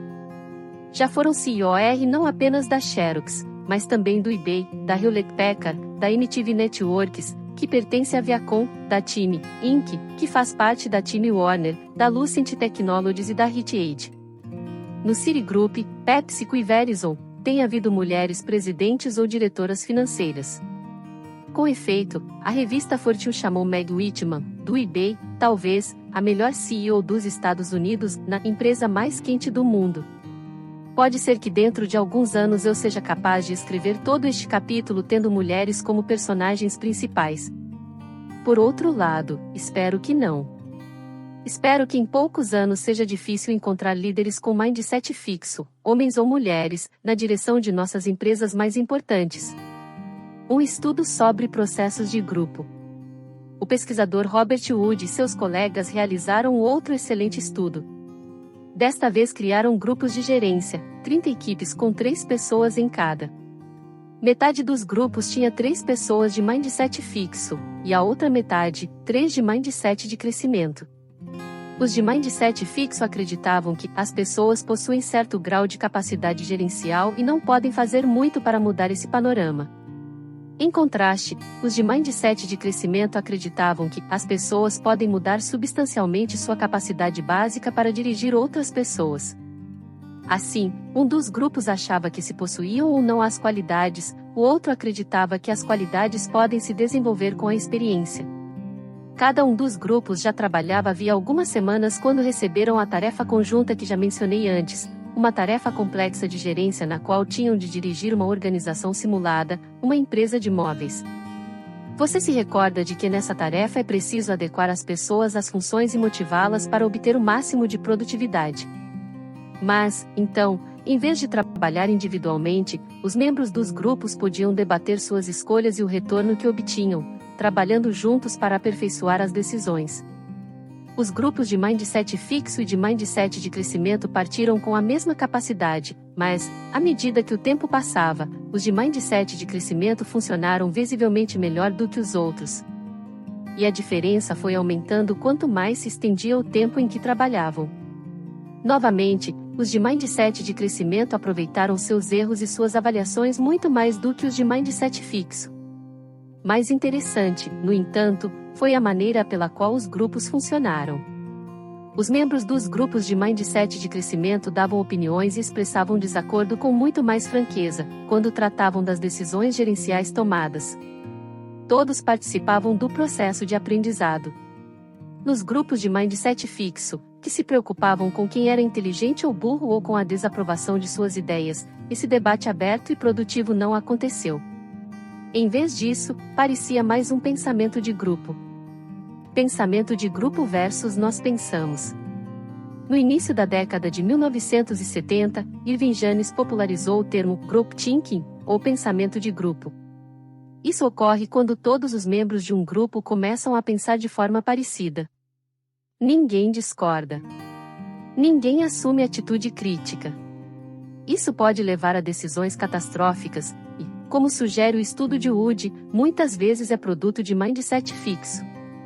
O pensamento de grupo pode ocorrer quando as pessoas confiam demais em um líder talentoso ou genial. Foi isso que levou à desastrosa invasão da Baía dos Porcos, o plano secreto e mal arquitetado dos Estados Unidos para invadir Cuba e derrubar Castro. Os conselheiros do presidente Kennedy, normalmente astutos, não avaliaram bem a situação. Por quê? Porque o consideravam extraordinário e tudo o que fizesse somente poderia ter êxito. Segundo Arthur Schlesinger, uma pessoa de dentro da Casa Branca, os homens que rodeavam Kennedy tinham absoluta fé em sua capacidade e em sua sorte. Tudo tinha dado certo para ele desde 1956. Contra todas as probabilidades, ganhará a indicação para a candidatura e a eleição. Todos à sua volta acreditavam que ele possuía o toque de Midas e que não poderia perder. Schlesinger diz ainda: se algum conselheiro graduado tivesse se oposto àquela aventura, creio que Kennedy a teria cancelado. Mas ninguém se manifestou contrário a ela. Para impedir que algo semelhante lhe acontecesse, Winston Churchill organizou um departamento especial. Outros poderiam ter admiração reverencial por sua personalidade titânica, mas a função do departamento, segundo relata Jim Collins, era dar a Churchill todas as más notícias. Assim Churchill podia dormir tranquilo, sabendo que o pensamento de grupo não tinha levado a uma falsa sensação de segurança. O pensamento de grupo pode acontecer quando o grupo se deixa levar por seu próprio brilho e superioridade. Os executivos da Enron acreditavam que, por serem brilhantes, todas as suas ideias eram brilhantes. Nada jamais daria errado. Um consultor externo perguntou várias vezes ao pessoal da Enron: onde vocês acham que reside sua vulnerabilidade? Ninguém respondeu. Ninguém sequer entendeu a pergunta. Chegamos a um ponto, disse um dos altos executivos, em que pensávamos ser a prova de bala. Alfred P. Sloan, ex-CEO da General Motors, apresenta um agradável contraste. Ele presidia um grupo de formuladores de política em alto nível, que parecia haver chegado a um consenso. Senhores, disse ele, entendo que todos estão de completo acordo com a decisão a ser tomada. Nesse caso, proponho que adiemos novos debates sobre este tema até nossa próxima reunião, a fim de nos dar tempo de desenvolver um desacordo e talvez chegarmos a compreender melhor toda a situação. Heródoto, que escreveu no século V a.C., relata que os antigos persas utilizavam uma variante da técnica de Sloan, a fim de impedir o pensamento de grupo. Sempre que um grupo chegava a uma decisão estando sóbrios, voltavam a considerá-la mais tarde, quando estavam bêbados. O pensamento de grupo também pode acontecer quando um líder de mindset fixo castiga os que discordam dele. Pode ser que as pessoas não deixem de pensar criticamente, mas deixam de se manifestar de maneira crítica. E a Coca procurava calar quem criticasse suas ideias e decisões, ou se livrar deles. Afirmou que os novos carros, de formas mais arredondadas, pareciam batatas voadoras, o que encerrou a discussão. Ninguém pôde discordar, e os carros quadrados da Chrysler foram perdendo fatias cada vez maiores do mercado. David Packard, por outro lado, deu uma medalha a um funcionário por haver discordado dele. O cofundador da Hewlett-Packard conta essa história. Há vários anos, num laboratório da empresa, um jovem engenheiro recebeu ordem de abandonar o desenvolvimento de um monitor no qual trabalhava. Em resposta, ele saiu de férias, viajando pela Califórnia e visitando clientes em potencial para mostrar-lhes o monitor e avaliar seu interesse. Os clientes adoraram a inovação, e ele continuou a desenvolvê-la, acabando por convencer seu gerente a colocá-la em produção. A Hewlett-Packard vendeu mais de 17 mil desses monitores e colheu receitas de 35 milhões de dólares. Mais tarde, numa reunião de engenheiros da empresa, Packard deu ao jovem uma medalha por extraordinária irreverência e rebeldia além dos limites normais dos deveres de um engenheiro. Há muitas maneiras pelas quais o mindset fixo cria o pensamento de grupo. Os líderes são considerados deuses que nunca se enganam. Um grupo pode arrogar-se talentos e poderes especiais. Os líderes suprimem o desacordo, a fim de inflar seus egos. Ou, então, os funcionários concordam com os líderes para conseguir-lhes o reconhecimento. Por isso o mindset de crescimento é muito importante no momento de tomar as grandes decisões. Como demonstrou Robert Wood em seu estudo, o mindset de crescimento, ao libertar as pessoas das ilusões ou da carga da aptidão fixa, leva a um debate pleno e aberto das informações disponíveis e à tomada de decisões sensatas. A geração elogiada chega ao mercado de trabalho.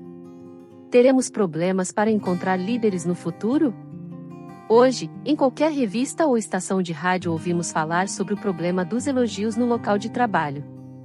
Poderíamos ter percebido isso antes. Falamos sobre todos os pais bem-intencionados que tentaram elevar a autoestima dos filhos dizendo para eles o quanto são inteligentes e talentosos. E falamos sobre todos os efeitos negativos desse tipo de elogio. Bem, esses filhos do louvor já entraram no mercado de trabalho, e com certeza muitos podem não funcionar sem ter um rótulo para cada movimento. Em vez de bônus anuais, algumas empresas estão dando bônus trimestrais ou mesmo mensais. Em vez de funcionário do mês, é funcionário do dia. As empresas estão contratando consultores para ensiná-los como melhor recompensar essa geração super elogiada. Temos agora uma força de trabalho cheia de pessoas que precisam de reafirmação constante e que não podem ser criticadas. Essa não é uma receita de sucesso nos negócios, onde assumir riscos, mostrar persistência e corrigir os erros são fatores essenciais. Por que as empresas perpetuam o problema? Por que estão mantendo as mesmas práticas equivocadas dos pais que superelogiam, e ainda pagando a consultores para lhes mostrar como fazer isso? Talvez precise nos afastar do problema e olhar por outra perspectiva.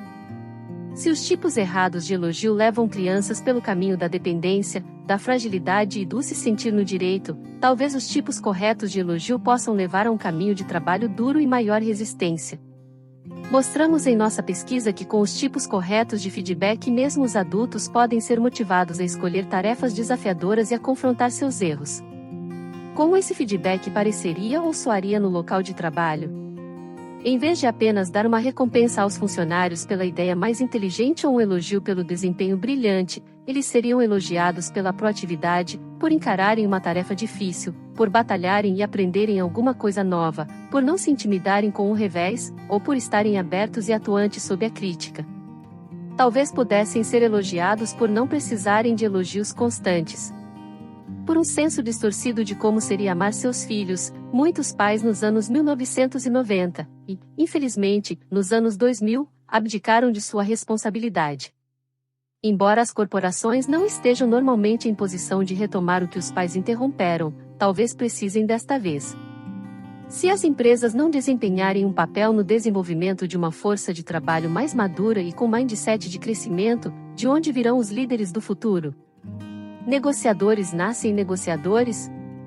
Um dos pontos-chave em que o empresário bem-sucedido deve ser bom é na negociação. Na verdade, é difícil imaginar como uma empresa pode obter êxito sem negociadores capacitados no controle. Laura Cray e Michael Azeliu mostraram que os mindsets têm um impacto importante no sucesso da negociação. Em um estudo, eles ensinaram às pessoas tanto de mindset fixo quanto de mindset de crescimento as habilidades da negociação. Metade dos participantes leu o artigo Negotiation Ability, Like Plaster, Spirit Stable Over Time, a capacidade de negociação, assim como a argamassa, é muito estável ao longo do tempo. A outra metade leu um artigo chamado Negotiation Ability is Changeable and Can Be Developed, a capacidade de negociação é mutável e pode ser desenvolvida. Para dar um sabor especial aos artigos, o de Mindset de Crescimento começava dizendo: embora se costumasse acreditar que a capacidade de negociação era uma habilidade fixa, com a qual as pessoas nasciam ou não, especialistas agora acreditam que saber negociar é uma habilidade dinâmica, que pode ser cultivada e desenvolvida ao longo do tempo. Os participantes foram então convidados a selecionar o tipo de atividade de negociação que queriam. Poderiam escolher entre uma que mostrasse suas habilidades de negociação, embora não fossem aprender nada de novo, ou outra em que poderiam cometer erros e ficar confusos, mas na qual aprenderiam algumas habilidades úteis para a negociação. Quase metade, 47%, das pessoas às quais foi ensinado o mindset fixo sobre as habilidades de negociação escolheu a atividade que simplesmente mostrava suas próprias habilidades, mas apenas 12% daquelas a quem foi ensinado o mindset de crescimento se preocuparam em prosseguir com essa tarefa de exibicionismo. Significa que 88% das pessoas que aprenderam o mindset de crescimento queriam se aprofundar na atividade que melhoraria suas habilidades de negociação. No estudo seguinte, Cray e Azelum acompanhará as pessoas enquanto elas se envolviam em negociações. Novamente, a metade das pessoas foi dado um mindset fixo sobre habilidades de negociação e a outra metade foi dado um mindset de crescimento. As pessoas, 2 de cada vez, envolviam-se em uma negociação de emprego. Em cada dupla, um era o candidato e o outro o recrutador, e negociavam acerca de 8 questões, incluindo salário, férias e benefícios. No final da negociação, as pessoas com mindset de crescimento eram claros vencedores, rendendo quase o dobro que aqueles com mindset fixo. As pessoas que aprenderam o mindset de crescimento perseveravam nos pontos difíceis e nos impasses para obter resultados mais favoráveis. Em 3 estudos finais, os pesquisadores observaram alunos de MBA matriculados em um curso de negociação. Eles avaliaram os mindsets que os alunos já tinham, perguntando o quanto concordavam com afirmações de mindset fixo. O tipo de negociador que uma pessoa não pode ser muito mudado, é muito básico, bons negociadores nascem desse jeito, e afirmações de mindset de crescimento, todas as pessoas podem mudar até suas qualidades mais básicas de negociação. Nas negociações, a experiência é um grande professor. Como antes, descobriram que, quanto mais mindset de crescimento os alunos tinham, melhor eles iam na atividade de negociação. Mas o mindset de crescimento faz as pessoas boas apenas em conseguir seus próprios interesses? Muitas vezes as negociações exigem que as pessoas compreendam e tentem servir aos interesses de outras pessoas também. Idealmente, no fim de uma negociação, ambas as partes sentem que suas necessidades foram atendidas. Em um estudo com uma atividade de negociação mais desafiadora, aqueles com mindset de crescimento foram capazes de ir além das falhas iniciais, construindo um acordo que contemplasse os interesses subjacentes de ambas as partes. Portanto, aqueles com mindset de crescimento não obtêm resultados mais favoráveis apenas para si mesmos, mas, mais importante, geram soluções criativas que conferem benefícios a todas as partes. Decididamente, um mindset de crescimento promoveu um aprendizado maior. Os alunos de MBA que confirmaram o mindset de crescimento no primeiro dia do curso de negociação tiveram notas maiores no fim do curso, semanas depois. A nota foi baseada no desempenho nos trabalhos escritos e nas discussões e apresentações durante as aulas, e refletiu uma compreensão mais profunda da teoria e da prática de negociação. Treinamento corporativo: gestores nascem gestores? Milhões de dólares e milhares de horas são gastos a cada ano na tentativa de ensinar líderes e gestores a treinar seus funcionários e lhes dar um feedback efetivo.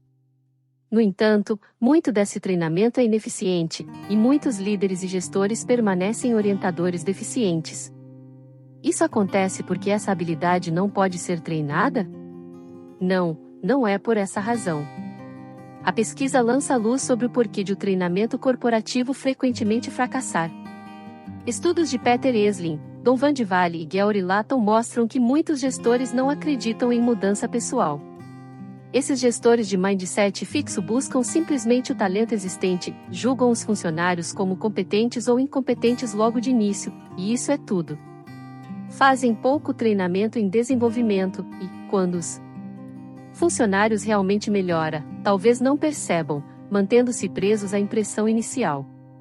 Além disso, são muito menos propensos a buscar ou aceitar feedback crítico de seus funcionários. Por que treinar funcionários se eles não podem mudar e por que obter feedback deles se você não pode mudar? Gestores com um mindset de crescimento acham bom ter talento, mas entendem que esse é apenas o ponto de partida. Esses gestores são mais comprometidos com o desenvolvimento de seus funcionários e com o próprio. Dão muito mais treinamento em desenvolvimento, notam melhoras no desempenho dos funcionários e recebem bem suas críticas. Ainda mais estimulante, o mindset de crescimento pode ser ensinado aos gestores. Esli e seus colegas conduziram um rápido workshop baseado em princípios psicológicos bem estabelecidos. A propósito, com algumas mudanças, pode ser facilmente utilizado para promover um mindset de crescimento em professores ou técnicos esportivos. O workshop começa com um vídeo e um artigo científico sobre como o cérebro muda com o aprendizado. Como em nosso workshop sobre cerebrologia, descrito no capítulo 8, é sempre empolgante para as pessoas entender como o cérebro é dinâmico e como muda com o aprendizado. O artigo segue falando sobre como é possível mudar ao longo da vida e como com treinamento e prática as pessoas podem desenvolver suas capacidades na maioria das atividades. Embora os gestores, naturalmente, queiram encontrar a pessoa certa para um trabalho, a pessoa realmente certa nem sempre aparece. No entanto, o treinamento e a experiência podem muitas vezes extrair e desenvolver as qualidades necessárias para um desempenho bem-sucedido. O workshop leva então os gestores por uma série de exercícios em que eles avaliam por que é importante entender que pessoas podem desenvolver suas habilidades, pensam em áreas nas quais tinham baixo rendimento mas em que agora se desempenham bem, escrevem a um protegido esforçado sobre como suas habilidades podem ser desenvolvidas, e relembram as vezes em que viram pessoas aprender a fazer coisas que nunca imaginaram conseguir fazer. Em cada caso, refletem sobre por que e como a mudança acontece. Depois do workshop, houve uma rápida mudança na prontidão com que os gestores participantes detectaram melhorias no desempenho do funcionário, no quanto estavam dispostos a treinar um funcionário ineficiente na quantidade e qualidade de suas sugestões de treinamento. Além disso, essas mudanças persistiram no período de 6 semanas em que foram acompanhados. O que isso significa? Primeiro, que nossa melhor aposta não é simplesmente contratar os gestores mais talentosos que pudermos encontrar e deixá-los livres, mas buscar gestores que também incorporem um mindset de crescimento, entusiasmo para aprender e ensinar, abertura para dar e receber feedback e habilidade para enfrentar e superar obstáculos. Significa que também precisamos treinar líderes, gestores e funcionários para acreditarem no crescimento, além de treiná-los nos pormenores da comunicação eficaz e do aconselhamento. Sem dúvida, um workshop sobre mindset de crescimento pode ser um bom primeiro passo em qualquer programa de treinamento. Finalmente, significa criar um ambiente de mindset de crescimento em que os indivíduos possam prosperar. O que envolve? Apresentar habilidades como algo que pode ser aprendido. Transmitir que a empresa valoriza o aprendizado e a perseverança, não só a genialidade ou o talento pronto. Dar feedback de forma que promova o aprendizado e o sucesso futuro, apresentar gestores como recursos para o aprendizado. Sem uma crença no desenvolvimento humano, muitos programas de treinamento corporativo se tornam exercícios de valor limitado. Com uma crença no desenvolvimento, esses programas dão sentido à expressão recursos humanos e se tornam um meio de explorar um enorme potencial. Líderes nascem líderes. Quando Warren Bennis entrevistou grandes líderes, todos eles concordaram que os líderes se fazem, não nascem feitos, e são feitos mais por si próprios do que por meios externos. Bennis está de acordo, acredito, que todos, qualquer que seja a idade ou circunstância, são capazes de transformar-se. Isso não quer dizer que todos se tornarão líderes. Infelizmente, gerentes e até mesmo diretores e CEOs, em sua maioria, tornam-se chefes, e não líderes. Exercem o poder, em vez de transformarem a si mesmos, a seus funcionários e a sua organização. Por que isso acontece? John Zenger e Joseph Folkman assinalam que a maioria das pessoas, quando ocupa o lugar de gerente pela primeira vez, inicia um período de muito aprendizado. Recebem muito treinamento e assistência, são abertas a ideias e pensam com muita profundidade na forma pela qual desempenharão suas funções. Procuram desenvolver-se. Mas logo que aprendem as noções básicas, deixam de tentar melhorar. pode ser que isso dê muito trabalho, ou talvez não percebam até onde o aperfeiçoamento as levará. Contentam-se em cumprir seus deveres, e não em transformar-se em líderes. Ou, como argumenta Morgan M.C. Cole, muitas organizações acreditam no talento nato e não procuram pessoas que têm um potencial de desenvolvimento. Não apenas essas organizações estão perdendo uma boa reserva de possíveis líderes, mas sua crença no talento nato pode até mesmo prejudicar as próprias pessoas que pensam ser talento nato, transformando-as em pessoas arrogantes, defensivas e que se recusam a aprender. A lição é a seguinte: criar uma organização que dê valor ao desenvolvimento da aptidão, e então ver os líderes emergirem. Mindsets organizacionais. Quando pensamos em Lugerstner e Emulkai, vemos o tipo de empresa que eles desejavam criar, e criaram. Essas empresas abraçavam o desenvolvimento de todas as capacidades dos funcionários, e não a adoração a um punhado de gênios ungidos, o que levantou uma questão. Claramente, o líder de uma organização pode ter um mindset fixo ou de crescimento, mas uma organização como um todo pode ter um mindset. Pode ter uma crença de que o talento é simplesmente fixo ou, em vez disso, uma crença predominante de que talento pode e deve ser desenvolvido em todos os funcionários? E, se sim, que impacto isso terá sobre a empresa e os funcionários? Para descobrir, estudamos um grupo de grandes empresas, integrantes da lista de empresas Fortune 500 e Fortune 1000. Uma empresa pode apoiar mais de um mindset fixo que afirma que qualquer funcionário tem isso ou não tem, chamamos isso de cultura de gênio. Ou pode apoiar mais de um mindset de crescimento, que afirme que pessoas podem crescer e se aperfeiçoar por meio de esforço, boas estratégias e bom aconselhamento, chamamos isso de cultura de desenvolvimento. Para determinar o mindset das empresas, perguntamos a uma amostra diversificada de funcionários em cada empresa o quanto eles concordavam com afirmações como esta sobre sua empresa. Quando está sendo bem-sucedida, esta empresa parece acreditar que as pessoas têm um nível específico de talento, e elas não podem realmente mudar isso, mindset fixo. Esta empresa valoriza a inteligência natural e o talento para os negócios mais do que quaisquer outras características, mindset fixo. Esta empresa valoriza genuinamente o desenvolvimento das pessoas e o crescimento de seus funcionários, mindset de crescimento. Compilamos as respostas e descobrimos que havia um forte consenso dentro de cada empresa sobre se suas crenças e seus valores eram de mindset fixo ou de crescimento. Agora estamos prontos para analisar o impacto do mindset em toda a empresa, sobre a confiança dos funcionários na organização, sua sensação de empoderamento e comprometimento e seu nível de colaboração, inovação e o comportamento ético que foi adotado em cada empresa. O que encontramos foi fascinante.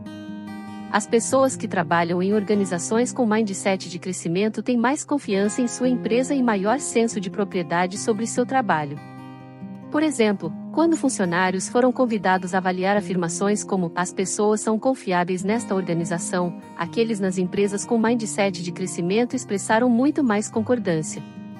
Ao lado disso, também relataram que eram muito mais comprometidos com suas empresas e mais dispostos a se esforçar por ela, têm um forte senso de propriedade e comprometimento com o futuro desta empresa.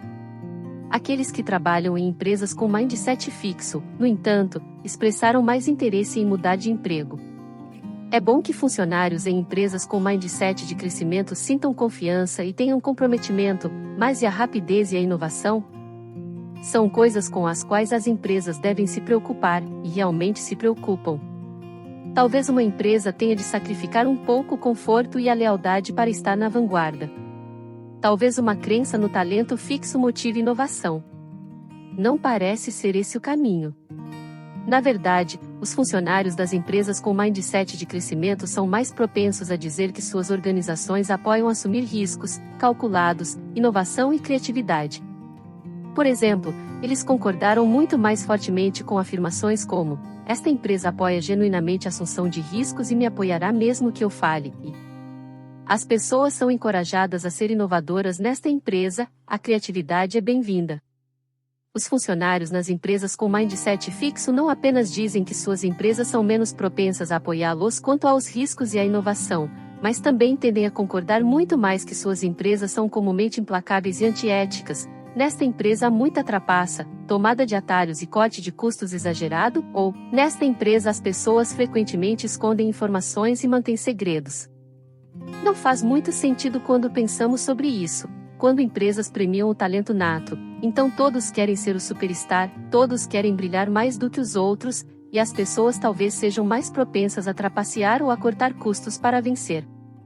O trabalho de equipe pode entrar em queda livre. Assim, funcionários de empresas com mindset de crescimento têm uma visão mais positiva de sua empresa, mas essa admiração é recíproca? Sim. Os supervisores dessas empresas têm opiniões significativamente mais positivas de seus funcionários e sobre os pontos da empresa com que devem se preocupar. Esses supervisores avaliam seus funcionários como mais colaborativos e mais comprometidos em aprender e crescer. E mais inovadores. E com um potencial de gestão muito maior. Essas são todas as coisas que fazem uma empresa mais ágil e com mais chances de se colocar na vanguarda. Amo esta descoberta. Supervisores de empresas com mindset de crescimento viram um potencial de gestão muito maior nos membros de sua equipe do que os supervisores de empresas com mindset fixo. Eles observaram futuros líderes em formação. Amo a ironia. Empresas com mindset fixo supostamente buscam por talento, contratam o talento, recompensam o talento, mas, aí, olhavam ao redor e diziam: onde está o talento? O talento não estava florescendo. Nossos resultados nos mostram que é possível tecer um mindset fixo ou de crescimento dentro da estrutura de uma organização para criar uma cultura de gênio ou uma cultura de desenvolvimento. Todos sabem que os modelos de negócios do passado já não são válidos, e que as empresas modernas devem se reinventar constantemente para se manterem vivas. Quais empresas você acha que têm mais chances de prosperar no mundo atual? Desenvolva seu mindset. O lugar em que você trabalha é de mindset fixo ou de crescimento? Você acha que as pessoas estão simplesmente julgando você ou a ajudando a se desenvolver? Talvez você possa transformar seu ambiente de trabalho, fazendo-o ter mais mindset de crescimento, a começar por você mesmo. Há formas pelas quais você possa ser menos defensivo em relação a seus erros? Poderia aproveitar melhor as informações que recebe? Há formas pelas quais você possa criar mais experiências de aprendizado para si? Como você age em relação às outras pessoas em seu local de trabalho? Você é um chefe de mindset fixo, que se concentra mais em seu poder do que no bem-estar de seus empregados? Costuma afirmar seu status diminuindo os outros? Tenta prejudicar empregados de alta capacidade porque ameaçam você? Pense em maneiras de ajudar seus empregados a se desenvolver em seu trabalho. Aprendizados? Workshops? Sessões de coaching? Pense em como você pode começar a considerar seus empregados como colaboradores, como equipe, e tratá-los assim. Faça uma lista de estratégias e experimente-as. Faça isso, ainda que pense em si próprio como um chefe de mindset de crescimento. O apoio bem direcionado e as informações que promovem o crescimento nunca são demais. Se você é o dirigente de uma empresa, olhe para ela de uma perspectiva de mindset de crescimento. Será preciso fazer como Lou Gerstner? Pense com seriedade em como eliminar o elitismo e criar uma cultura de autoanálise, comunicação aberta e trabalho de equipe. Leia o excelente livro de Gerstner, Quem Disse que os Elefantes Não Dançam? Para ver como se faz. Seu local de trabalho está organizado para promover o pensamento de grupo? Se estiver, todo o processo de tomada de decisões tem problemas. Crie formas de estimular opiniões alternativas e crítica construtiva. Designe pessoas para fazer o papel de advogado do diabo, defendendo pontos de vista opostos, para que você perceba as deficiências de sua posição. Faça com que as pessoas debatam os diferentes ângulos do assunto. Crie uma caixa de sugestões anônimas para a qual os empregados tenham de contribuir como parte do processo decisório. Lembre-se, as pessoas são capazes de pensar de forma independente, ao mesmo tempo, trabalhar em equipe. Ajude-as a desempenhar ambos os papéis. Seek Evolution agradece sua preferência em nosso audiobook Mindset e te aguardamos para o próximo capítulo, capítulo 6 Relacionamentos, Mindset apaixonados ou não. Seek Evolution, sempre preocupado com o teu bem-estar.